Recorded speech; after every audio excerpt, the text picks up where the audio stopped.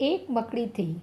उसने आराम से रहने के लिए एक शानदार जाला बनाने का विचार किया और सोचा कि इस जाले में खूब कीड़े मकोड़े फंसेंगी और मैं उसे आहार बनाऊंगी और मज़े से रहूंगी। उसने कमरे के एक कोने को पसंद किया और वहाँ जाला बनाना शुरू किया। कुछ देर बाद आधा जाला बुनकर तैयार हो गया। यह देखकर वह मकड़ी काफ़ी खुश हुई कि तभी अचानक उसकी नज़र एक बिल्ली पर पड़ी जो उसे देखकर हंस रही थी। मकड़ी को गुस्सा आ गया और वह बिल्ली से बोली, हंस क्यों रही हो? हंसो नहीं तो क्या करूं? बिल्ली ने जवाब दिया, यहाँ मक्खियाँ नहीं है, ये जगह तो बिल्कुल साफ़ सुथरी है। यहाँ कौन आएगा तेरे जाले में? ये बात मकड़ी के गले उतर गई। उसने अच्छी सलाह के लिए बिल्ली को धन्यवाद दिया और जाला अधूरा छोड़कर दूसरी जगह तलाश करने लगी। उसने इधर उधर देखा, उसे एक खिड़की नज़र आई और फिर उसमें जाला बुनाना शुरू किया। कुछ देर तक वह जाला बुनती रही। तभी एक चिड़िया आई और मकड़ी का मजाक उड़ाते हुए बोली, अरे मकड़ी, तू भी कितनी बेवकूफ़ है। क्यों? मकड़ी ने पूछा।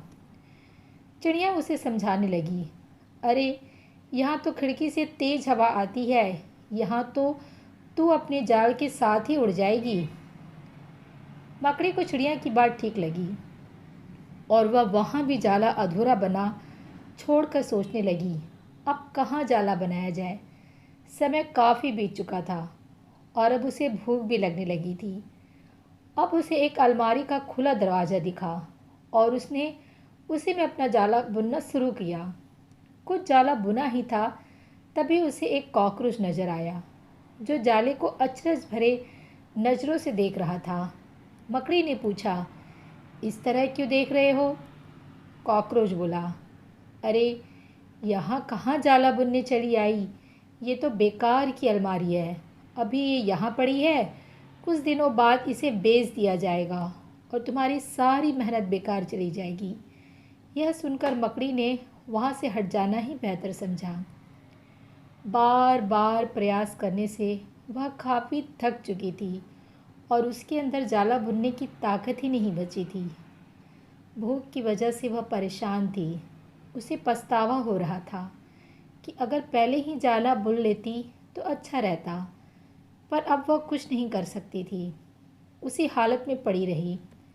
जब मकड़ी को लगा कि अब कुछ नहीं हो सकता है, तो उसने पास से गुजर रही चींटी से मदद करने का आग्रह किया।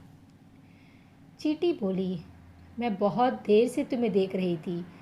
तुम बार बार अपना काम शुरू करती और दूसरों के कहने पर उसे अधूरा छोड़ देती, और जो लोग ऐसा करते हैं उनकी यही हालत होती है। और ऐसा कहते हुए वह अपने रास्ते चली गई और मकड़ी पछताती हुई निढाल पड़ी रही। दोस्तों, हमारी ज़िंदगी में भी कई बार कुछ ऐसा ही होता है। हम कोई काम स्टार्ट करते हैं, शुरू शुरू में तो हम उस काम के लिए बड़े उत्साहित रहते हैं, पर लोगों के कमेंट्स की वजह से उत्साह कम होने लगता है और हम अपना काम बीच में ही छोड़ देते हैं। और जब बाद में पता चलता है कि हम अपने सफलता के कितने नज़दीक थे, तो बाद में पछतावे के अलावा कुछ नहीं बचता।